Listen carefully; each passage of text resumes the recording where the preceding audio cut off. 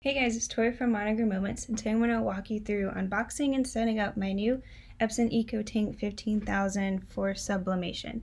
So I'm just following the Start Here guide that comes with the printer and starting with step 1, which is unpacking. So I'm taking it out, everything's inside this box, which is pretty large, and then I'm going to remove these pieces of tape all around the printer.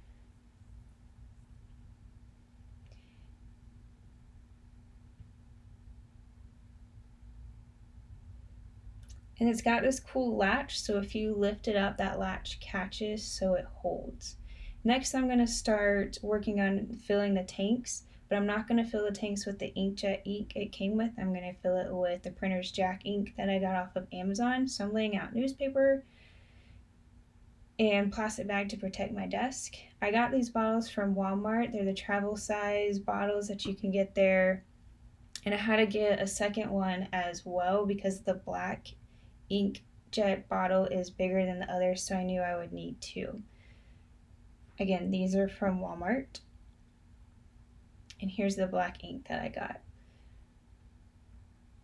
So I'm doing it this way because of the ink I decided to buy. So I'm having to pour out the inkjet ink that came with the printer into these bottles because I need that specific top that comes with these bottles in order to fill the EcoTank up with ink.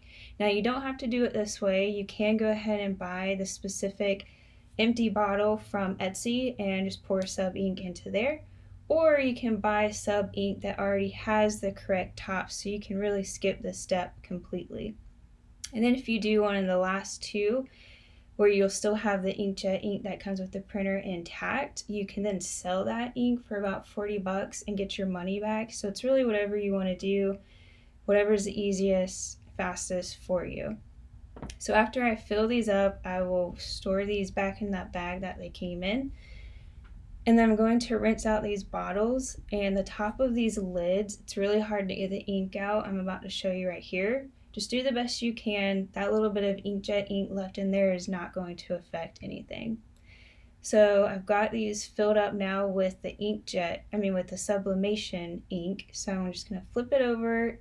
Ink will not come out until it's secured in there, and then you'll just see it pouring out. So you can see that filling up. There is a line that you should not go over, so be sure to pull it off before you get there and make sure you're matching up the correct color with the correct labeled box.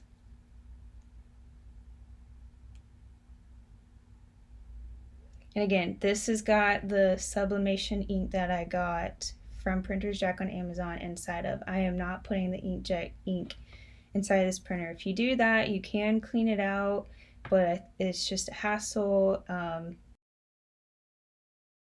It's not worth it if you can avoid not putting inkjet ink in here. Okay, so now that's done, I'm going to lift up the lid and close it. So I've got the power cord, and I'm going to go ahead and plug it in.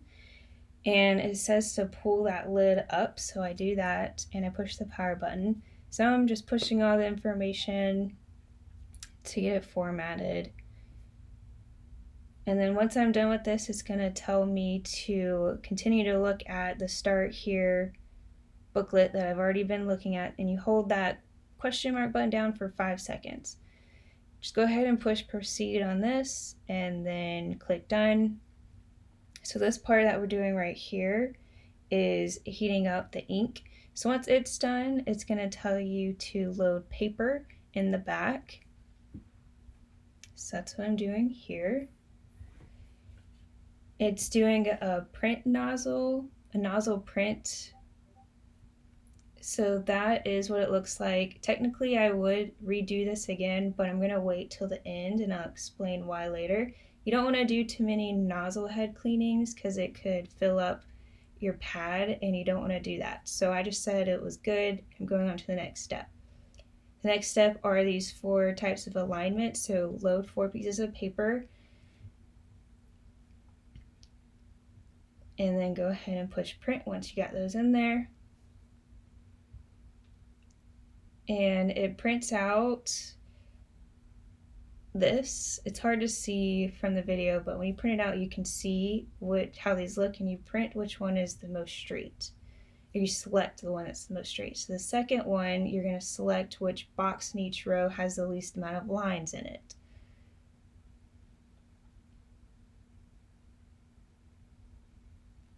The third one is similar to the first, where you're going to select which row has the best and most straight line.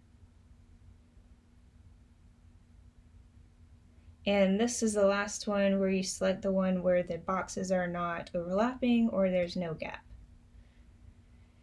Okay, and you can do this anytime in the future. You can just go back to maintenance and do this again later if you need to, which I actually ended up needing to do. So here you can just select what type of paper you're going to have in it. I'm going to keep plain paper in there for now. I will change it to premium presentation matte later once I start printing on my sublimation printer. My sublimation paper. Okay, now it's asking me if I want to set up fax, which I don't, so I just say no thanks. So now I want to set up my Wi-Fi, so I went to settings, network settings, Wi-Fi setup. I'm going to select the recommended and start setup. Once you do that, you'll be able to select your router name, and then you'll enter your router password, and then it'll set it up. Now it's just asking about customer research, and then it told me I had a firmware update, so I'm going and updating that real quick. Some people don't do the firmware updates. I figure why not. So then I googled Epson print purge and downloaded one of those top images, this one, and I'm going to print this from Silhouette Studio. Depending on how this looks is going to determine if I need to do another print head cleaning, nozzle cleaning. And I do, because this looks rough. You don't want those lines in there. So I went back to the printer, went to maintenance, and then did another print head cleaning. And then after that, I printed a purge. If the purge still looked like it had lines, I went and did another print head cleaning. And I also ended up having to do those 4 alignment tests again. But you don't want to do so many nozzle head cleanings right away, because that'll fill up the pad that you have in your printer with ink, and you just don't want to do that. So that's why I did 1 nozzle head cleaning and then a print purge. And if it still looked rough, I did another nozzle head cleaning and then that print purge until that print purge looked good. Once you get your printer set up, then you can go to this next tutorial that I have, where I show you how to download the Epson printer from their website, get it all set up so you can adjust your colors and whatever else you need to. But go follow that tutorial. I'll link it up in the top right, and you'll be all set up to start printing. So I hope this was helpful, guys. If you have any questions, leave a comment below, and happy printing.